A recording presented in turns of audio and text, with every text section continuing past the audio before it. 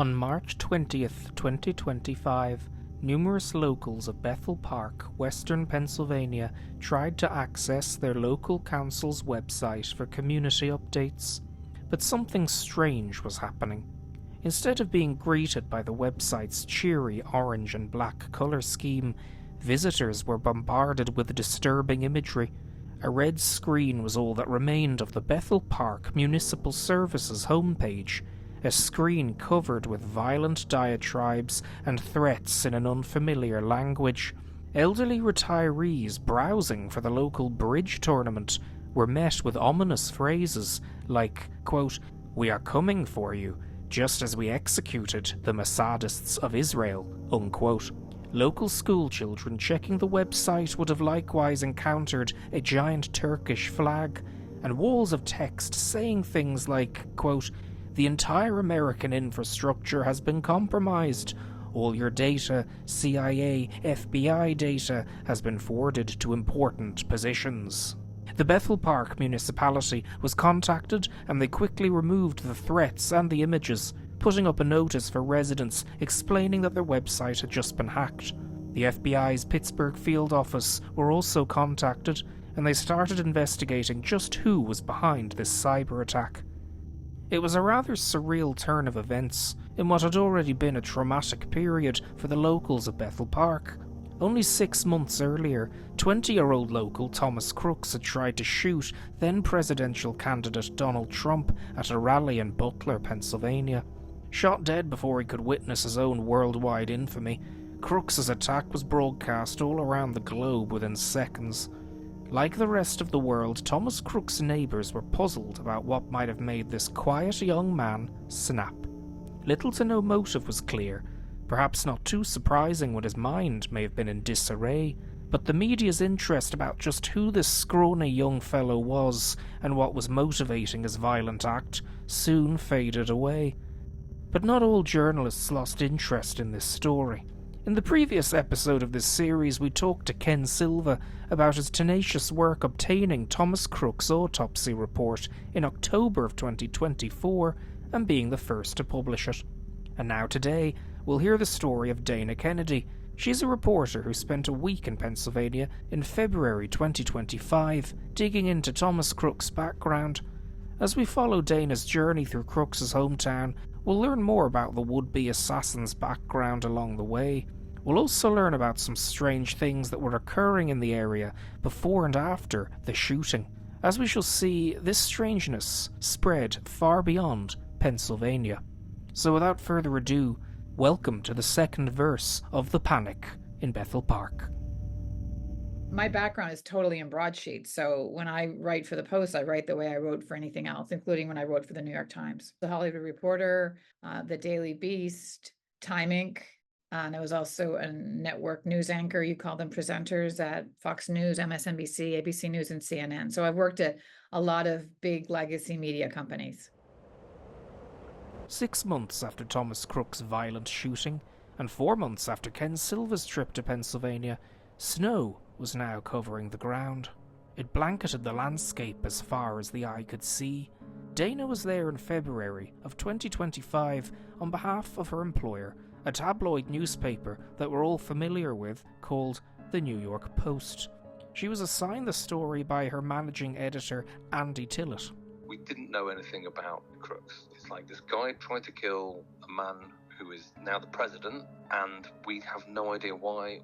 So I sent them there with, an idea of what we wanted to find, which is more about who Crooks is and, what his personality was like, and whether there would be any indication from anybody who knew him that he was even capable of doing something like this.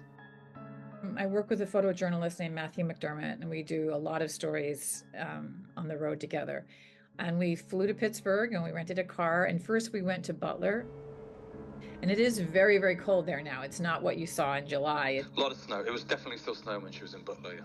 Every day and very snowy. So we went to Butler just to sort of get a sense for what was going on there and to take a look at the place. A 15-minute walk from where Dana stood was a small towing company. You'll remember from our last episode that it had towed away a certain mysterious white van, with Arizona license plates on the same evening as Thomas Crooks' assassination attempt. As previously mentioned, the bomb squad were called in to get rid of it, and journalist Ken Silva confirmed that it was still being investigated as part of the Crooks shooting. In June of 2025, I phoned this particular towing company to see if they could offer any insights about the van. A man answered and told me that the company's owner was on vacation. The man on the phone said he had no knowledge about the whole Arizona van situation when I asked about it. So a few months later, in October of 2025, I thought that the towing company's owner was probably back at work. So I phoned the company again, but the same man answered, and he again told me that the owner was on vacation. The same month, a long-time maintenance supervisor for the Butler AGR building, where Thomas Crooks had shot Trump from, died at the age of 61. You'll remember seeing this groundskeeper in footage from before the shooting. He was yelling at bystanders to get off the property. And then, 3 months later, in January of this year, a Butler resident who you'll remember from our last episode was arrested. So Dave Stewart, by the end of July 2024, he quit his job, left the state, and unfortunately, about 18 months later, he's been arrested for making threats against federal, state, and local officials. I think he wrote in a bomb threat to the Butler Township Police Barracks, or was it the Pennsylvania State Police Barracks in Butler County? One of the two. But now, he faces felony charges for making terroristic threats. So it just seems like he's kind of spiraled since that incident, and it's just kind of a sad story. So we basically just put together a list of as many people that would know of Thomas Crooks as we could, and by that I mean teachers, friends, family. As Dana and her videographer Matt trudged through the snow in Bethel Park, they tried paying a visit to someone who knew Thomas Crooks for her whole life. We went to Thomas Crooks' sister's house. Her name is Katie. She's 23, and she lives about a half mile away in a very dreary apartment complex. And we had already heard from one of our reporters who was out there several times already himself, that when he went to her apartment building, he was basically thrown out. He was thrown out by two older men. Well, I knocked on the door of the apartment building, and amazingly, one of these older men came to the door. Now, it's possible I buzzed the wrong apartment, and I was pressing different apartment door buttons, and I could have easily pressed this, but it was just unusual how quickly he came to the door. But he wasn't like a real kind of deep state bodyguard or security enforcer. Certainly didn't look at him. He had no teeth on here. Another guy who was actually dressed up as if to go out because it was really cold, he surfaced behind the main guy, seemingly getting his mail. They were both pleasant, but they said that Katie doesn't want to talk. It's traumatizing for her, which I'm sure is true. But they said to me, this story is dead, and you should know that.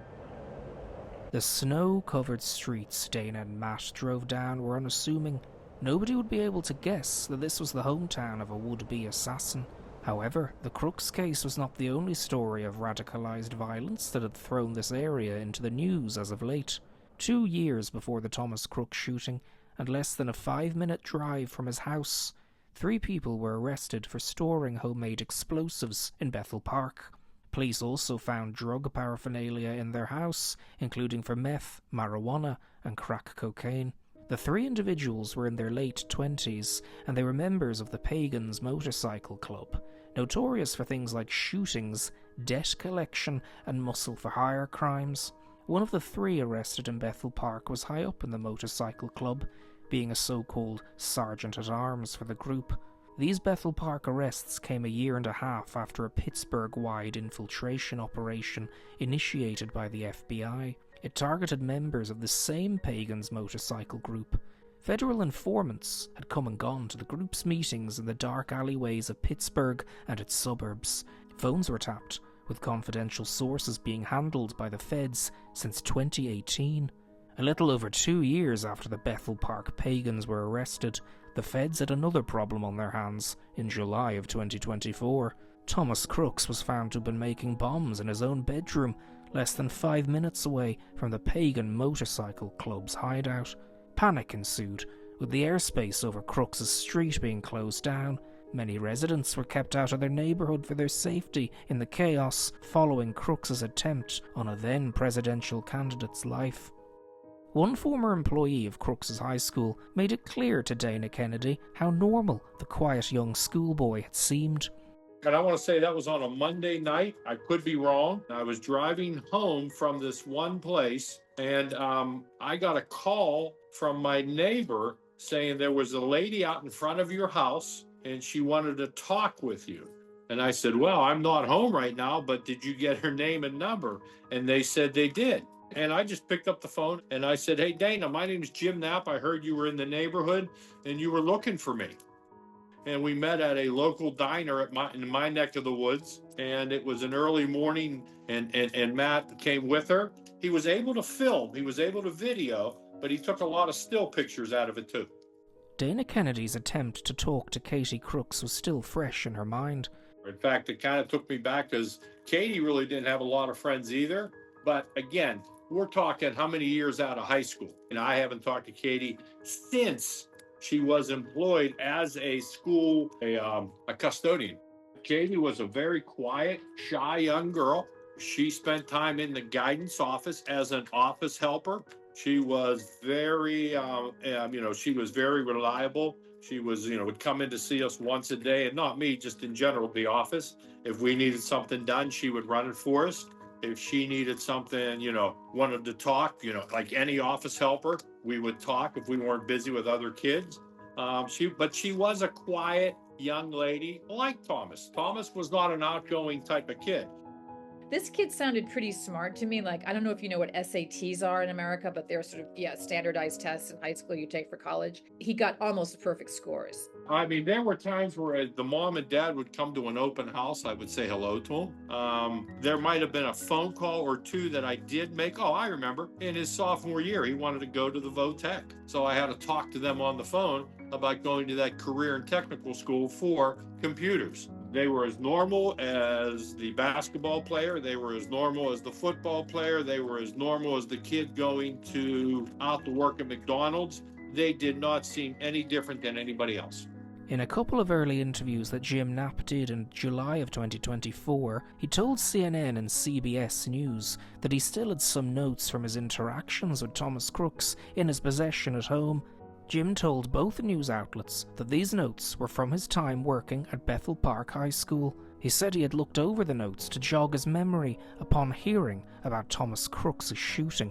So when I talked to Jim Knapp, I asked him about these notes. Yeah, and again, I go back to where it was, when I retired in 2022. It was more visual notes than physical notes, I'll be honest with you. And I do keep notes, and I did keep notes. But it really wasn't like, here's a file, Matt, and here I keep it in here. It's nothing like that. It was more along the line of like a little posty type things where I had notes from just before. And in all honesty, it was more just reconnecting in my brain. I'm thinking to myself, this kid got that close to the upcoming president, the former president. I really thought when people were saying, well, there were other countries involved. If there were other countries involved, it would have been, to me, I'm thinking, man, that poor kid laid himself out on a roof. No one saw where he was at, or they did saw, nothing happened. It was kind of a shambles because it was pieced together like, it was sketchy. There just was nothing to indicate this. That yes, he would sometimes be sitting alone in the lunchroom, but it actually wasn't a big deal to him because the guidance counselor asked him if it was a problem and he said no. It sounded very much like he was a classic kind of nerdy kid, not especially handsome young man, didn't have girlfriends, but did not sound like the incel troubled kid that was angry and was in his parents' basement. He sounded like a nerd who had his shit together, basically. We had social workers, we had mental health people in, but as guidance counselors, school counselors, that was our top priority. If a kid was being picked on and we got wind of it, we went out and investigated. But I never had to do that with Thomas. He's a very religious man. And he said without any kind of, self-consciousness, he really feels the devil is alive in the world and the devil somehow got Tom. And I said, well, what form did the devil take? And he doesn't know. By Jim Knapp's account, Crooks High School sounded to Dana like a normal, relatively happy place to work in. This definitely seems to have been the case. Of course, like many high schools, it had its fair share of unsettling incidents in the past, but that didn't overshadow the place too much. In 2021, a secretary at Crooks' school named Bernard Swatala was arrested after 2 firearms he owned were found on the school grounds. This was after a road rage incident where Swatala had threatened to shoot a couple he had encountered on the road. This was a rather catastrophic blow to Bernard Swatala's career. A graduate of Arizona State University, Swatala had been in the U.S. Army for 5 years before working at Crooks' high school. Swatala had been stationed in Afghanistan and at Fort Wainwright in Alaska. He was arraigned on the gun charges the same afternoon as his arrest, but he avoided significant jail time. Indeed, by Christmas, Swatala was back at home celebrating the birthday of his dog, named Odin. He also took time to honour a fallen comrade of his from Afghanistan, writing Till Valhalla. The comrade in question was Private First Class Brett Wood from Spencer, Indiana, close to Indianapolis and close to the town of Delphi. Brett Wood had been killed in a bomb explosion by insurgents in Afghanistan. As was recently reported by CBS News, Tucker Carlson and others, Thomas Crooks from 2018 onwards was a very different person on the internet compared to in real life. While ostensibly a quiet, normal, studious kid, his comment history on YouTube revealed something different. He wrote violent, graphic diatribes. The then 17-year-old Thomas expressed a desire for having various politicians beheaded or lined up and shot. He occasionally focused specifically on black, female political figures and other minorities too. Crooks seemed to have developed a dual persona, evil and furious, and he hid it from everyone he encountered off the web. A few years after this alter ego of Crooks emerged, his classmate told the media that Crooks and some friends had threatened to, quote, shoot up, unquote, and bomb their high school. But the Bethel Park School District strongly denied that story.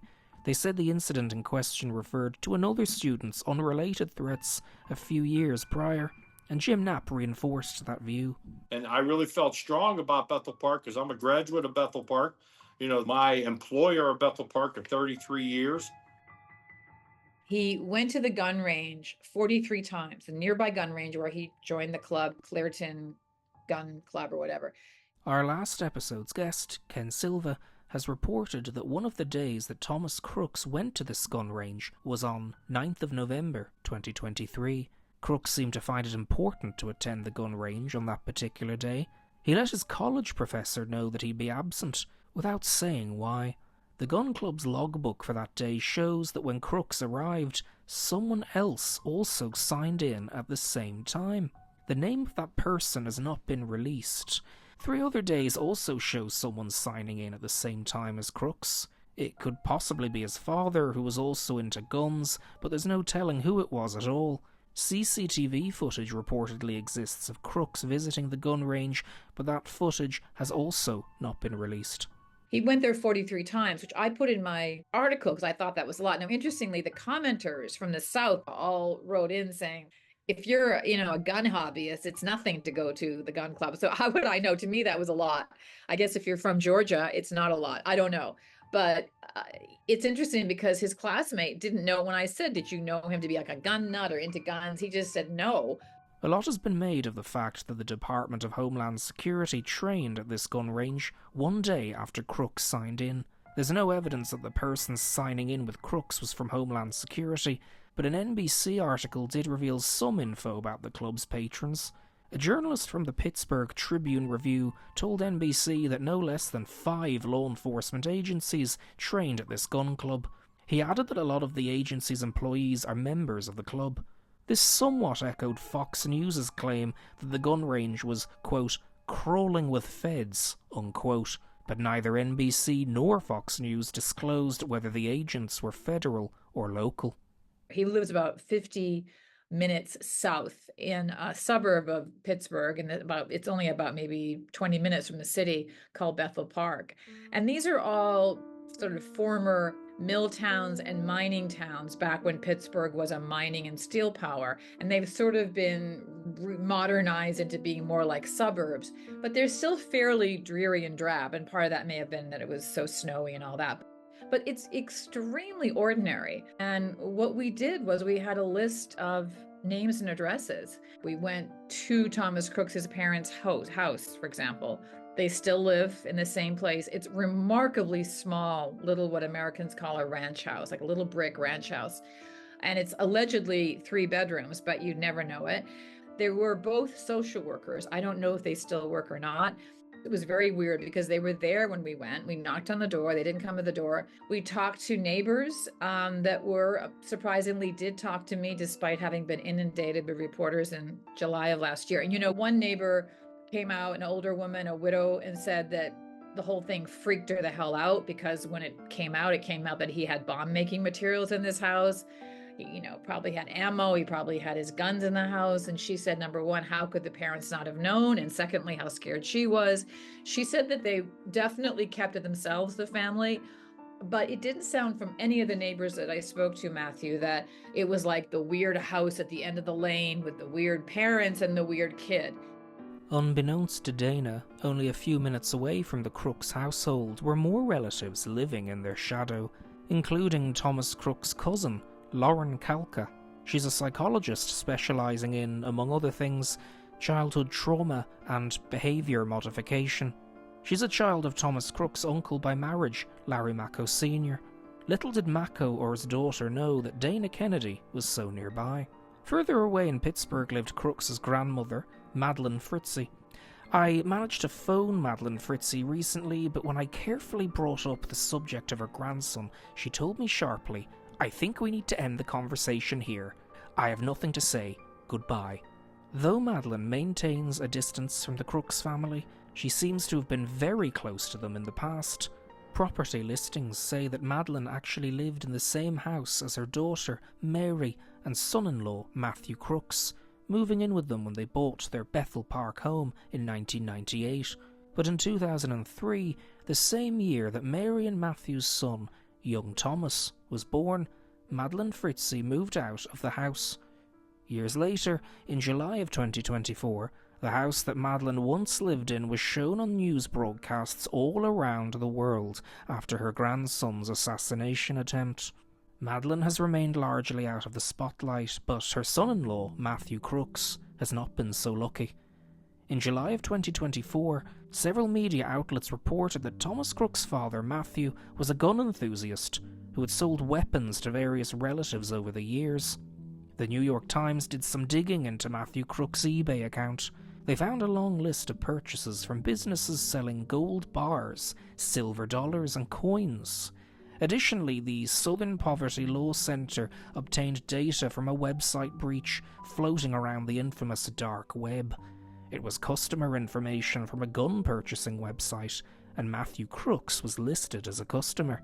To this day, it's still unknown who hacked the web to obtain that data, or who posted it onto the dark web. The New York Times also reported that Matthew Crooks had registered a coat of arms for his family. The design contained a sword. In the description, Matthew wrote, "The sword traditionally represented a pursuit of honour and virtue in war. However," he said, "I see it more as a readiness to serve and protect the family, home, or country in times of crisis and need." Indeed, service to their country definitely ran in Thomas Crooks' family. Apart from Larry Macco and Dr. James Fritzie, another relative of Crooks is named Dr. Nathan Kalka. He's a second cousin of Crooks by marriage. Larry Macco's daughter is married to Nathan Kalka's brother. I had never heard of Nathan Kalka until a Twitter user simply named Piper sent me some information. Dr. Nathan Kalka specializes in facial recognition and biometrics, including fingerprint analysis. In 2005, his master's dissertation was sponsored by defense contractor Lockheed Martin. Later, from 2017 to 2019, he worked on a project for IARPA, the Intelligence Advanced Research Projects activity. IARPA is part of the U.S. Office of National Intelligence. It funds research for the intelligence community, covering a broad range of areas like cognitive psychology, neuroscience, and facial recognition, Crooks' cousin's speciality. In 2014, Nathan Kalka helped the authors of a paper on infrared sensors for human detection. Its opening line stated, "In law enforcement and security operations, the acquisition of face images is critical in producing key trace evidence for the successful identification of potential threats." Meanwhile, Dr. Kalka's brother-in-law back in Pennsylvania, Larry Macco Jr., is married to a woman whose brother is a captain in the US Army. So, Thomas Crooks' father Matthew was certainly not the only relative who saw service to their country as a core value. When Matthew Crooks' sister, 50-year-old Norma, died in 2017, a single photo of her was posted alongside her obituary online. It showed a smiling face, but one that displayed some subtle signs of pain or perhaps exhaustion, and her obituary ended with the words, "At Norma's request, there will be no funeral." But there just was the fact that everybody is clammed up. His parents have not given a single interview, as far as I know. They've lawyered up with what we call in America a white shoe law firm in Pittsburgh. I don't know who's paying for that because it's expensive. Several months before Dana Kennedy's trip to Pennsylvania, a very controversial media figure named Jack Posobiec wrote a book about Crooks' assassination attempt of Donald Trump. Posobiec, a former Navy intelligence officer, hired a private investigator to dig up information on Crooks. According to Posobiec's book, this led to the discovery that Crooks' neighbours had seen some odd things in the weeks leading up to the assassination attempt. On this otherwise quiet, sleepy street, there had allegedly been more cars than usual, specifically driving up to the Crooks' residence on multiple occasions in the weeks before the Butler shooting. I asked Dana if she had heard anything similar when she spoke to Thomas Crooks' neighbours in the snow. I talked to the neighbor, that was probably the same one that he did, and she did, for the most part. First of all, if it's the same neighbor, she doesn't have a complete view. I think she did, or somebody, I think it was that person, said something like there were maybe a few more vehicles than normal or something, but she didn't give the idea that there were unusual vehicles day and night, but that there may have been some. It's tough, it's very tough when his family had already refused to speak. They'd gone onto lockdown. It's essentially Appalachia, and there's just sort of these sort of smallish, like 2-lane highways everywhere. Things aren't really that far, but it took a while to get to them. Not every one of them had the Crooks last name, so one of them was obviously the maternal line. As you know, we went to, I think, the grandfather's house. We went to an uncle's home, probably an hour away, at the end of a long rural road. It was very much like Deliverance. We knocked on the door, he came at the door, and then just shut it in our faces. It was a bit of that. As the days went by, Dana and Matt continued trekking through the snow. The words of Jim Knapp brewed in the back of the two journalists' minds. I believe this young man turned evil in those 2 years. I believe the devil is in that boy's head, and it caused him to do what he did. Dana's managing editor, Andy Tillett, was kept abreast of Dana's progress. We communicated via phone mostly, but yeah, we spoke a couple of times a day to discuss how the project was developing and how the people that she was talking to. As she managed to get closer to the subject and to people, she sort of made some breaks. I think she was there for 5 or 6 days in total. One habit that Thomas Crooks reportedly had was of viewing pornography online. This was reported by the Daily Beast in the immediate aftermath of the shooting, with the info coming from an FBI source. It was a rather little-known anecdote, and one that raised different reactions depending on who you asked. And as far as porn, every American kid has full access to porn basically from the age of 6 on. So, they're all watching it. They all are, So I don't think he'd be if he did watch porn, and we didn't get into that at all, I don't think he'd be very unusual in America. Now I've had other cases as a guidance counselor. Teachers come to me and say, hey, we got problems, this is happening. Thomas Crooks was never mentioned in that terminology, never. Recently, former Fox News host Tucker Carlson verified that Crooks had a couple of odd conversations online. These chats were via YouTube comments, and they were briefly with a Scandinavian man. He was part of the Nordic resistance movement, designated a foreign terrorist group by the US Department of Justice less than a month before Crooks' shooting. Perhaps unsurprisingly, therefore, the Scandinavian man's social media had been screenshotted and archived onto the Wayback Machine only a few weeks before Thomas Crooks' attack in Butler. The European YouTuber's YouTube channel showed a multitude of videos he had saved in a playlist. Some of them were about making bombs, flying drones, sniper tactics, and psychological persuasion tactics. There's currently no evidence that Crooks interacted any more with this person beyond those few YouTube comments, in which the man happily agreed with Crooks's incendiary, violent rhetoric. There's also no evidence that this guy was involved at all in Crooks' shooting. He has himself strongly denied that their conversations went any further, and he's denied any role in Crooks' shooting.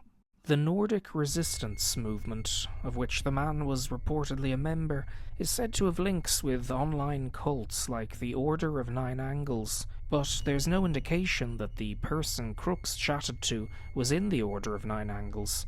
Many of you may be aware of the Order of Nine Angles' grotesque crimes and terror over the years. Part of their belief system includes the existence of a, quote, dark goddess, a strange woman both vicious and powerful.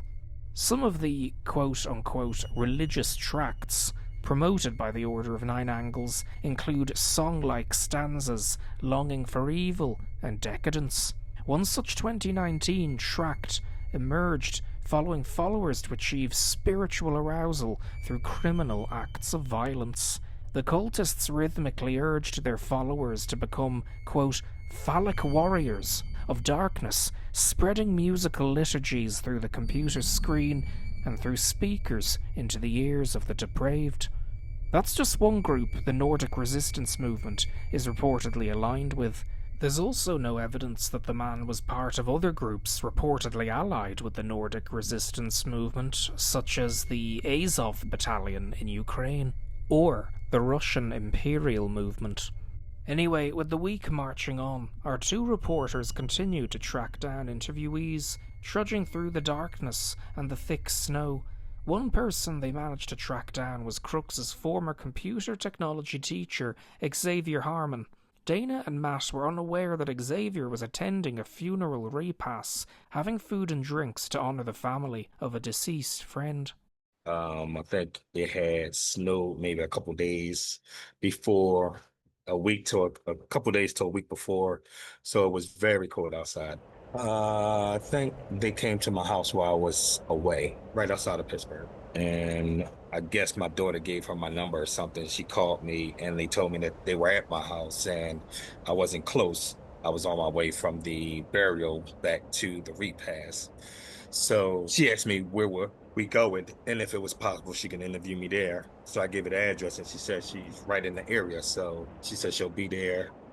His computer technology teacher, who was a lovely, lovely man, he told us that he called Tom my little buddy, and he just was not having any of this type of explanation that this kid was some kind of bad kid. The internet has been a frequently discussed aspect of the Thomas Crooks case ever since the July 13th shooting. But after the assassination attempt, the media often gave the impression that Crooks had little, if any, social media presence. This later turned out not to be true, and some outlets did report on Crooks' internet activity very early on. One day after the Butler shooting, the Wall Street Journal hired 3 cyber intelligence experts to gather online traces of Thomas Crooks. They did not find much, but they did find a profile belonging to him on chess.com, and the Wall Street Journal vouched for its authenticity. The chess profile showed an American user named Thomas Crooks, with 2 logged chess games in 2021 with 2 other players. One of them was a man from the United Arab Emirates named Omar Samir. The other person Crooks played chess with was simply named Mary. This user's profile said she was based in the US, and her profile picture consisted of a pornographic illustration. It is unknown whether the mild-mannered Crooks' angry alter ego displayed in his YouTube comments manifested itself in his online chess games, or during his dabbling in cryptocurrencies, which the media briefly reported on. His teacher Xavier Harmon had this to say about that. Yeah, that was just general conversation because Thomas was always into the thought of trying to save for the future. A lot of the students would talk about, new cryptocurrencies and NFTs and, things that they would love to have and one day, becoming wealthy and all that other good stuff. It's still unknown just what Thomas Crooks was searching for when he used VPNs, or who he was potentially chatting with. I taught him how to use VPNs and the reasoning for using VPNs. Utilizing a VPN encrypts your traffic across the network, but everything that's encrypted has to get to a destination, and that destination encrypts it. So if there was something, let's say Thomas did use a VPN and he sent some information that was encrypted, there would be a server out there with the information on it. One other YouTube comment left by Crooks was a bitter tirade against Robert Mueller and his Russiagate investigation. This was, of course, referring to the probe of whether Russia had interfered in the 2016 American presidential election. Crooks' spite towards this topic is noteworthy, and not just because it refers to the man he later tried to kill. As discussed in our last episode, Crooks had an uncle named Dr. James Fritzy, who was chief of surgery at a major cyber intelligence installation in Georgia called Fort Gordon. Fort Gordon featured heavily in the Russiagate investigation. In 2017, a document was leaked from this base by an intelligence analyst named Reality Lee Winner. The document purportedly contained intelligence indicating that Russia might have interfered in American election infrastructure. The document played a significant role in the massive investigation that became known as Russiagate, an investigation which Thomas Crooks, or perhaps his raging online alter ego, disparaged online. A few years later, in 2019, another document was leaked from Fort Gordon, but its authenticity has not been fully confirmed. It said the army had started infiltrating cryptocurrency platforms and VPN browsers.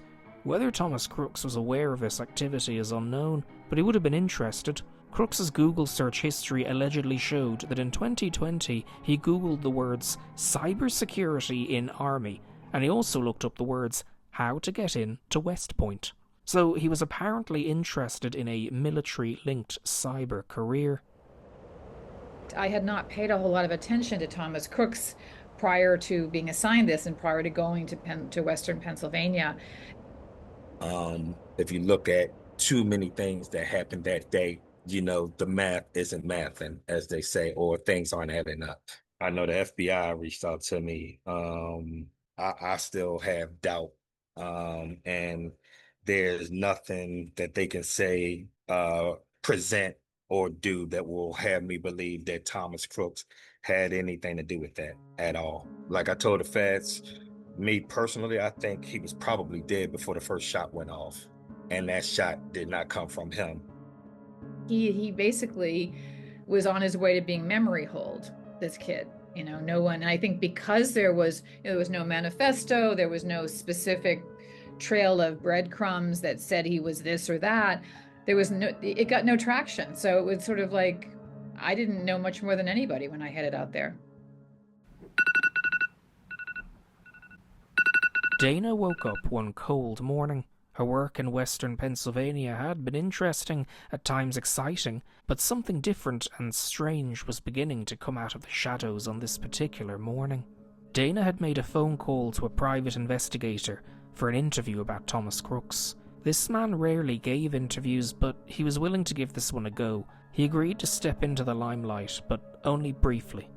The most, important person in many ways I spoke to when I was there was a Pennsylvania private investigator named Doug Hagman. Dana's managing editor back in New York was kept apprised of this update. I'm sure that speaking with authorities and things on the ground, they mentioned that he had already also been working on the story, and I assume that's how they made the connection. As Hagman was all the way up in Erie, Pennsylvania, Dana dialed into him on her laptop, sitting in her car. He was hired by a secret private client very soon after the shooting in July, and he and a team of 6 investigators have combed this case to a fairly well. They different investigators fanned out all over Bethel Park and Butler. A female investigator of Hagman's had the same experience I had, going to Katie Crooks's house, met with 2 men. The Heritage Foundation did this to begin with early on, and then Doug Hagman's team took it one step further. They conducted all this geofencing investigation. And geofencing, if you don't know what that means, is sort of a way of geolocating not only your phone, but devices that could be with you. Meaning right now I'm at work, but if my colleague came with his phone, you could somehow pinpoint that these 2 phones were together. And what Hagman told me was they had located 8 or 9, they call them devices, but they're most likely phones, maybe tablets. They found devices that were not Thomas Crooks, definitely, that were pinging with his devices at his home, at the rally that day, at the gun range where he practiced, and also most concerningly, one is still pinging at Bethel Park High School. I asked the guidance counselor and the other teacher, was there anybody at Bethel Park High School that seemed like they could be somebody that was indoctrinating a kid? And they all told me absolutely not. Well, I remember her that was one of the things that he had reported, and I said, we have to try and report it out and see what happens. I said, if the phones are still on and still pinging, that would be interesting, but it doesn't tell us much more beyond, this is the location of a mobile phone. Why it wouldn't be in the custody of the authorities is interesting. I spoke to one of my computer people after that, and I said, why is this happening? He said every graduate would have that same situation occur, because it is once they use their phone in the school, it'll respond that way. I don't know what kind of pinging they were talking about, other than, okay, I'm on my phone with you. Supposedly, if my phone hooks up in Bethel Park underneath their Wi-Fi or something, that pinging would continue because of Jim Neff's phone or Thomas Crooks' phone or somebody else's phone. That's what I was told. When that private investigator said, well, that's big stuff and all that, it's every kid. Dana continued looking for insights from Thomas Crooks' neighbours. But as she drove around Bethel Park, it would have been difficult not to reflect on what this Doug Hagman fellow had said. One of the really strange things was that a similar claim had been made by a separate source months earlier. The Oversight Project, an arm of the Heritage Foundation think tank, published a report several days after the July 13th shooting. They said they had acquired ad tracking data from devices regularly detected in Thomas Crooks' home and workplace. Most of these devices pinged at places you'd expect, like the Bethel Park gun store, the Butler Farm showgrounds, and so on. But there were a couple of other phone detections that raised eyebrows. The Heritage Foundation said they tracked one specific device from Crooks's house to a location in Washington, D.C. And for some reason, another device linked to Crooks's house had been traced to a small seaside town near Boston, Massachusetts. The seaside town in question is called Plymouth. According to the Heritage Foundation, this device, presumably a cell phone, had been brought to Plymouth, Massachusetts on March 1st, 2024. It moved around to different places in the town on March 2nd before travelling back to Boston Logan International Airport on the 3rd. Assuming that the Heritage Foundation's report is true, there are some reasons why Thomas Crooks, or someone who knew him, could hypothetically have travelled to Plymouth. Since 2023, Plymouth has had a long-term harbour construction project undertaken by the US Army Corps of Engineers. Thomas Crooks, like his grandfather, was said to be very talented and interested in engineering. In the Heritage Foundation's report, locations in Plymouth where the phone supposedly pinged were circled on a map. From looking at these circled areas, most of them were at a hotel in the town centre, but, interestingly, One Twitter user noted the dates the phone was in Plymouth. A defence technology and national security conference was being held nearby in Boston. On the Plymouth Hotel's events page for that same period, this conference was listed. I got in touch with an organiser of this particular conference, and he wishes to remain anonymous, but he had a look at the attendee list. He told me that Thomas Crooks' name did not appear on it. He said neither did a series of other names I inquired about in relation to this story. Something very odd also happened in Plymouth on the same day that the Crooks-associated phone was traced there. An unidentified man was found dead on the coast of Plymouth on March 2nd, 2024. This middle-aged man's name and cause of death were never released to the public. The story quickly faded from the media. I emailed 4 Massachusetts journalists who reported on this incident to inquire about it, but none of them responded to me. Ken Silva, who you'll remember from our first episode, was sceptical about the Heritage Foundation's pinging phone claims, but he's now a bit more open to it. You know, when it went viral, I think the biggest angle that people were focusing on was the fact that a phone that went to Crooks' house also went to Washington, D.C. and came within the vicinity of an FBI office, which I didn't think was very, I believe that it's true, but I don't think the implications are necessarily clear because, you know, if you go to D.C., you're going to come within a couple hundred yards of an FBI, a CIA, an ATF, you know, any kind of alphabet agency you're going to run into. So I needed a lot more details, and I've just been kind of disappointed that they haven't released the raw data because, you know, it doesn't take a whole lot to identify who owns this device. But amidst the many red circles covering the Heritage Foundation's map of Plymouth, marking where the Crooks' phone had pinged at, one solitary circle caught my eye, and some other people's too. It was drawn in the backyard of a certain residence in the town. The cell phone of Crooks, or someone who knew him, had been in this backyard in Massachusetts. Why? I was eventually able to identify this address and its inhabitants. I will not disclose either, as I don't want these residents to be doxed in any way. What I will say is that the building's inhabitants have some very interesting backgrounds. One of them is an army veteran who was a sergeant during the Vietnam War. He later worked for a major Cold War philanthropic power player which sent him to far-flung countries with generous grants. More recently, this individual has worked extensively in Washington, D.C. for military-related charities. The other resident of this same building where the Crooks phone pinged at is a cybersecurity expert, specialising in anti-money laundering. This person has worked with at least 2 US federal agencies and is from a prominent family involved in governmental affairs overseas. This resident has roots in the Washington, D.C. area, having lived there for years. The individual's current career involves providing leadership and strategy advice to corporations and to public policy organisations. Assuming the Heritage Foundation's report is true, then I'd be very interested in who the person visiting this residence was. Even if, hypothetically, Heritage Foundation had just made this information up, then a very calculated decision was made in choosing that address in Plymouth. You'll hear more findings from Plymouth later in this episode, but for now, 600 miles away in Pittsburgh, Dana Kennedy's trip was proving a bit more difficult.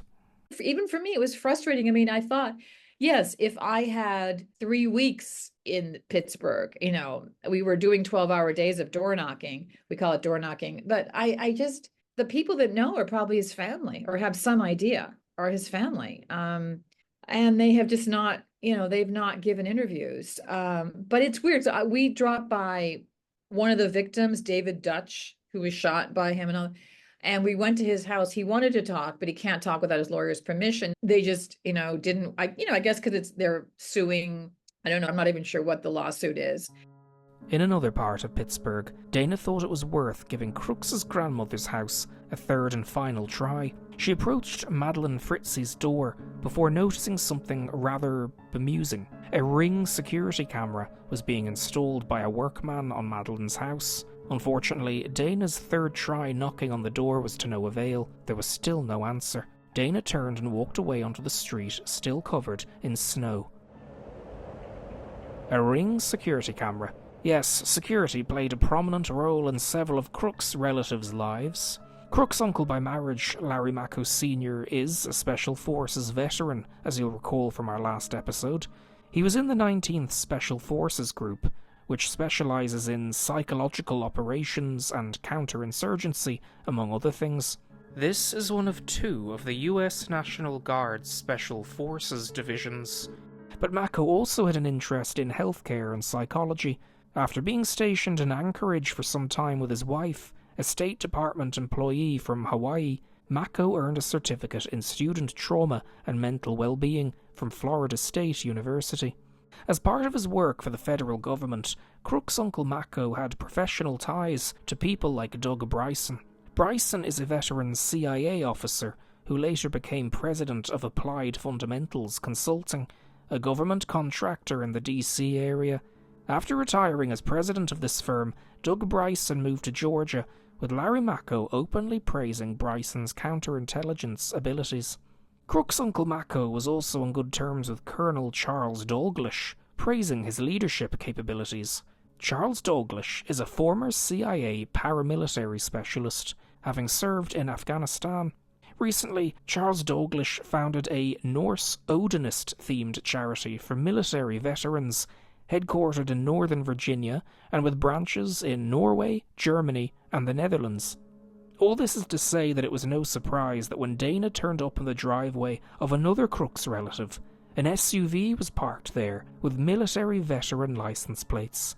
The residence belonged to a first cousin of Thomas Crooks, again from his mother's side of the family.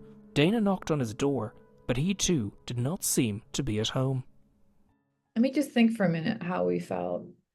I think that it was really a grind. I mean, we worked like 15-hour days and it was freezing cold, none of which I mind, but a lot of things didn't really add up.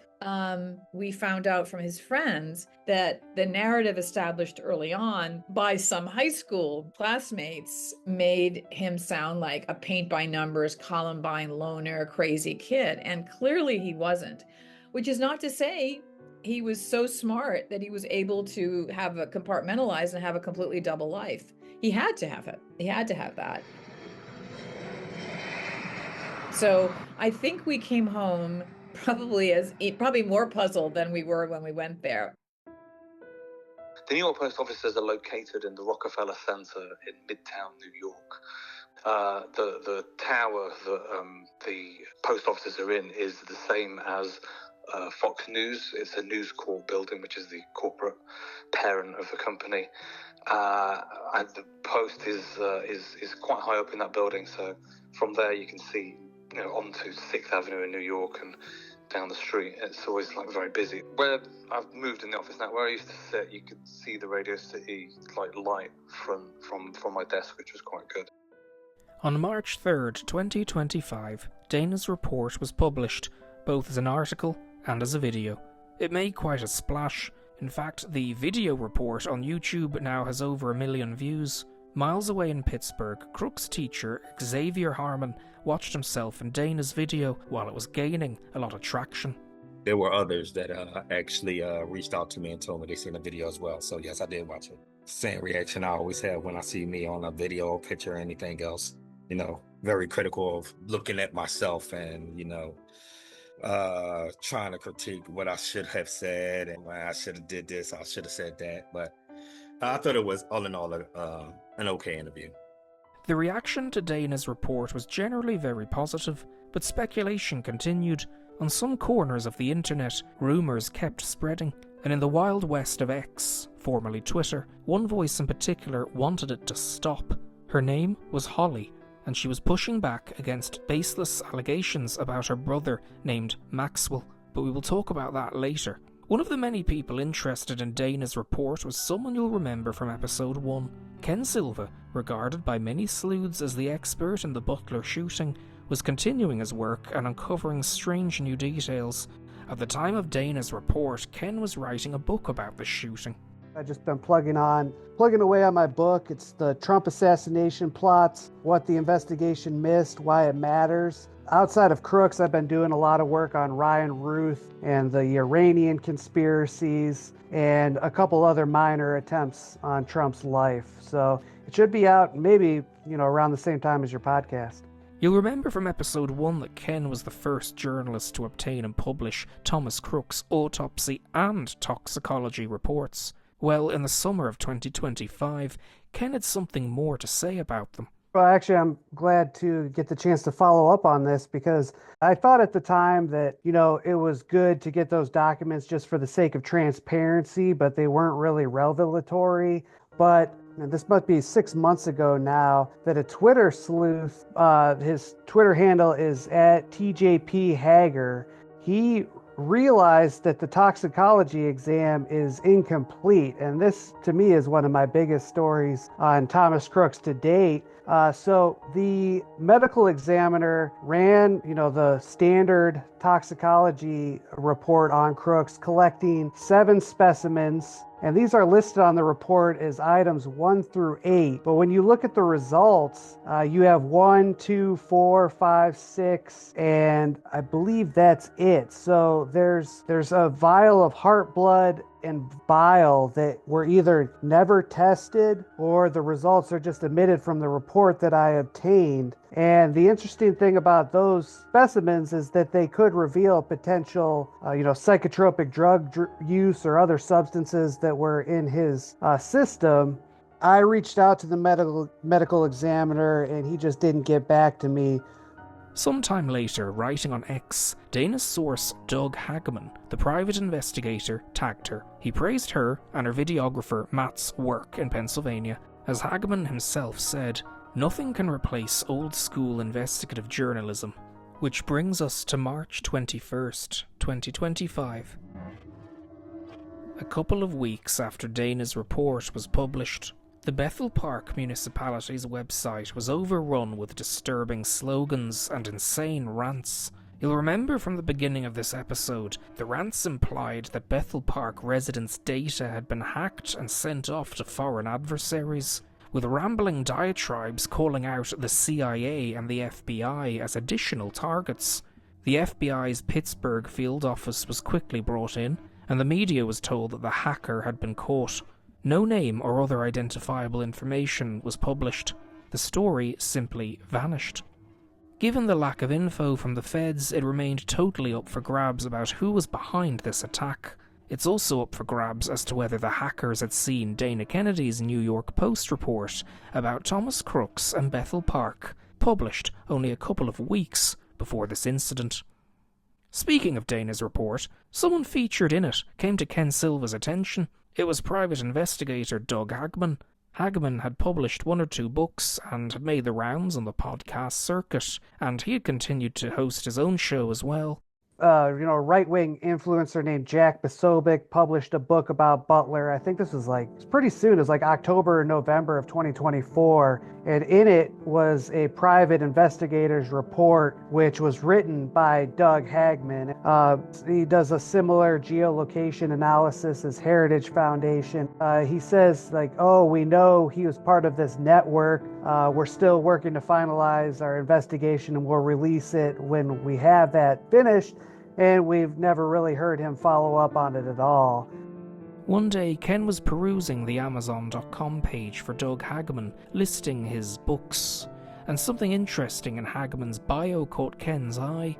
And then, in terms of him being a federal asset, it's right on his biography. If you go to, he released some book on Amazon, and it says Doug Hageman is a longtime federal asset and private investigator. So it's something that he's touted. It's some DHS contractor advertises on Hageman's show. People have various different guises, and people who are in the information industry, or people who, I'm sorry, no, I don't really have much. I've not heard that, so I don't really know much about that, what that could entail. Meanwhile, something very interesting has come to light about the Heritage Foundation's report. Remember the report about the cell phone that Crooks, or someone associated with him, allegedly brought to the town of Plymouth, Massachusetts, months before his shooting? Some new information surprised me because it involved a certain social media app called Discord. It was reported as early as August 2024 that Thomas Crooks himself had a Discord account. According to a statement from Discord, this account was rarely utilised in the period leading up to the Butler shooting.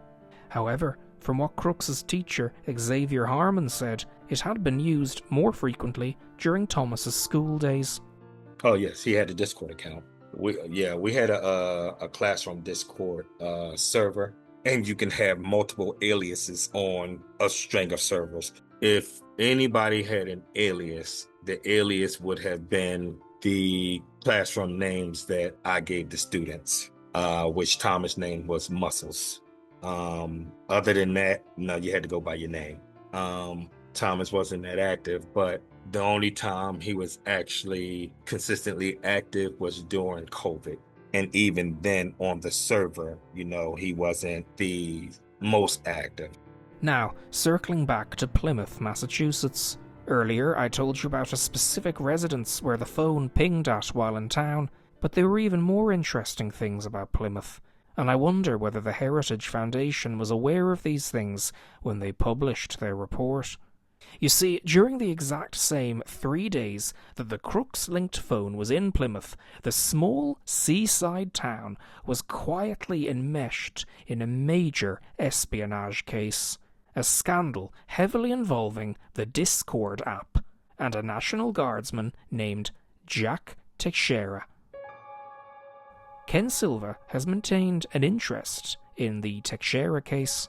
He was a 19-year-old in the National Guard who was charged with leaking highly classified documents on a Discord server that exposed what I would argue were pretty much war crimes in Ukraine, not like heinous crimes against humanity, but he exposed the fact that the U.S. had boots on the ground there when that wasn't publicly known. I think he exposed the fact that the U.S. was spying on Zelensky, and there was just some other details that he was publishing on Discord. It's funny in a sense is that he wasn't like a foreign compromised spy. He wasn't really a hardcore whistleblower. He didn't do it for ideological reasons. This was, I think, at the tail end of the COVID lockdowns. He's just in a Discord group with a bunch of his buddies. I think it was called like Thug Shaker Central, which is like based off like a pornography name.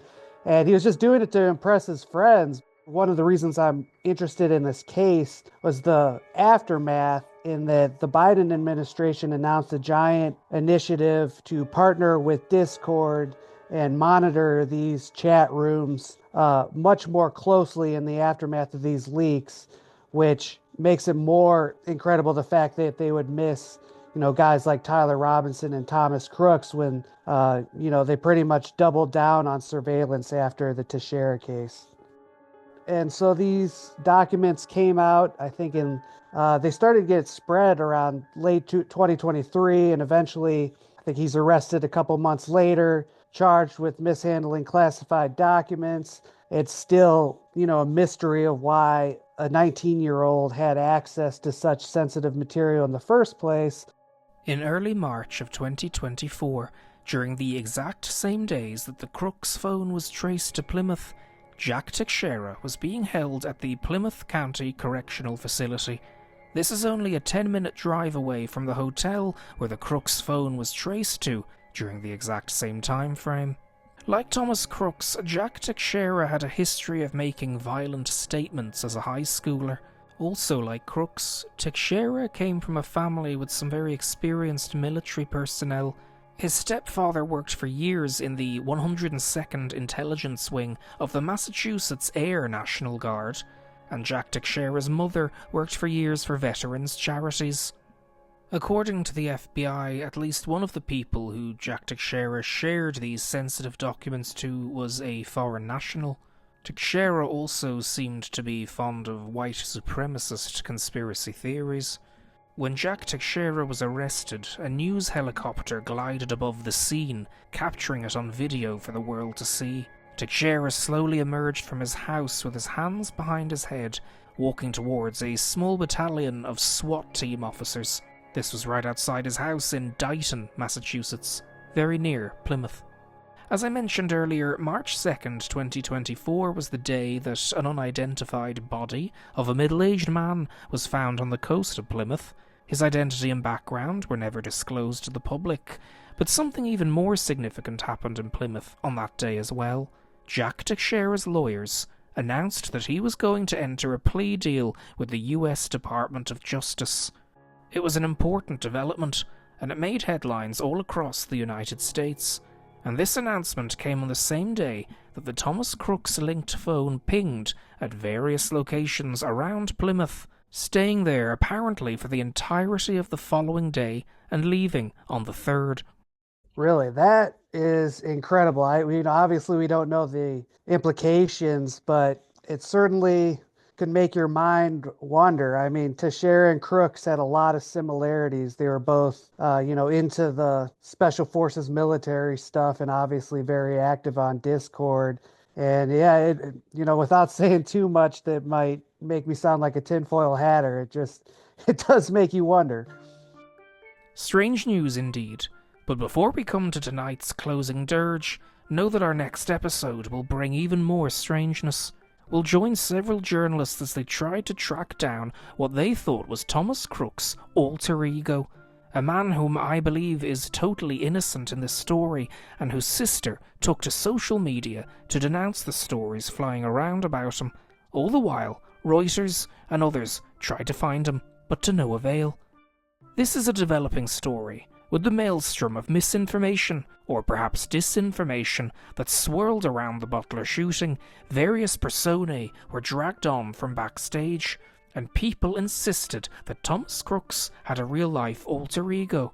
This man was paraded around in front of countless audiences, much to his family's dismay. Despite having no link to the shooting, Maxwell Urick woke up one day to see his face plastered all over the internet. In our next episode, we'll talk about Urick's experience finding himself graced with fame despite not having asked for any fame at all.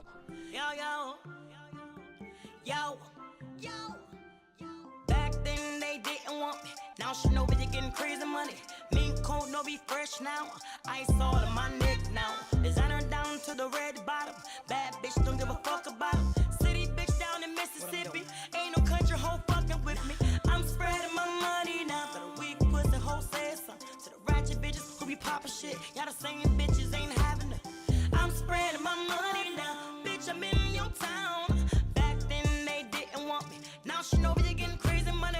Money all of my legs. Bitch. Money all of my arms. Money all of my chest. Bitch. Diamonds all of my charms. 20 racks on my legs. Bitch. 20 racks on my arms. Yeah. 20 racks on my chest.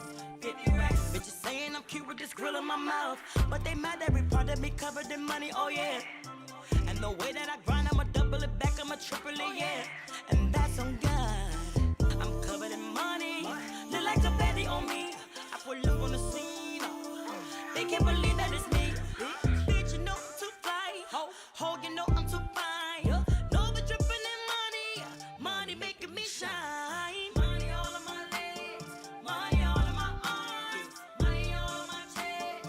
Diamonds all of my charms. 20 racks on my legs. 20 racks on my arms. 20 racks on my chest. 50 racks. Spread me down. Money all of my legs. Money all of my arms. Money all of my chest. Diamonds all of my charms. 20 racks on my legs. 20 racks on my arms. 20 racks on my chest. 50 racks. Spread me down.